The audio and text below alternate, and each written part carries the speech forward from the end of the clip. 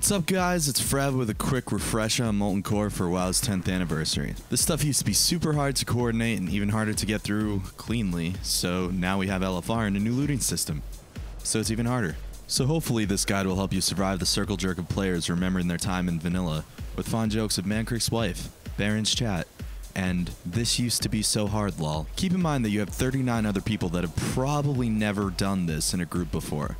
So if you think that you can just pull what's necessary and everybody's going to be extra careful, you're probably unfortunately wrong. Pull everything that you can and idiot-proof your paths to the bosses. You don't want to wipe on Domo just because someone rezzed and ran through half of the trash in the entire raid.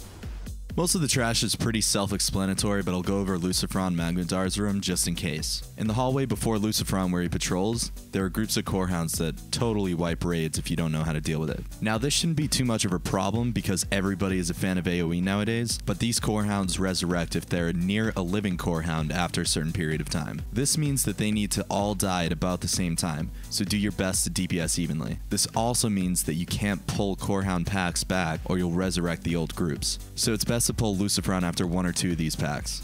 For Lucifron, he has two ads that you should definitely be killing first. These ads mind control, which is incredibly annoying. Make sure you CC the mind controlled players and make sure somebody's decursing Lucifron's curse. Magmadar needs to be tanked facing away from the raid. It's best if the tank's up against the wall because he also casts a raid-wide fear and can be tough to reposition. Don't stand in his frontal cone unless you're a tank.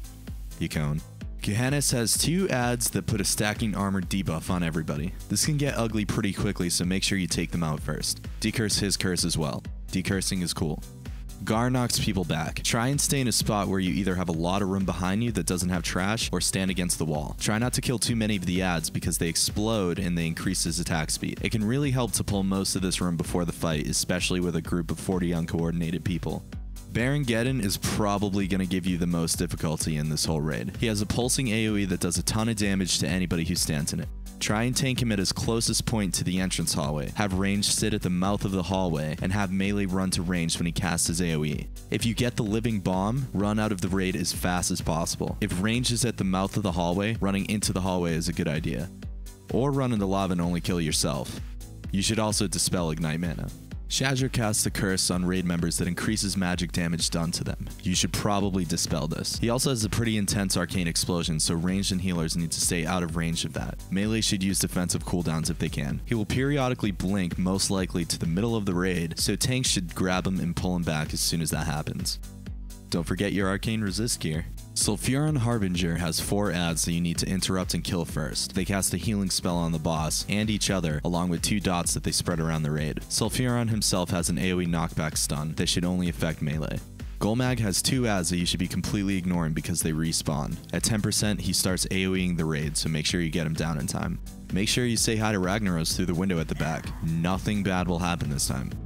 I promise. Majordomo Executus won't die, so the boss fight is killing his ads. Kill the healers, then the elites, and make sure the elites aren't in the middle of the raid because they have a nasty AoE. For Ragnaros, have melee stand in front of this rock and range stand in front of this rock. He does an annoying knockback which will only really hurt you if the rock doesn't catch you. When he submerges, kill all of his ads, and he'll resurface. Congrats, you did MC at level. You're gonna get a cool little 640 helm that can be used for transmog once it becomes useless. And you get a corehound mount in the mail, which I think is pretty cool. Thanks for watching. I appreciate any feedback and make sure to like, comment, subscribe if you liked it. Peace.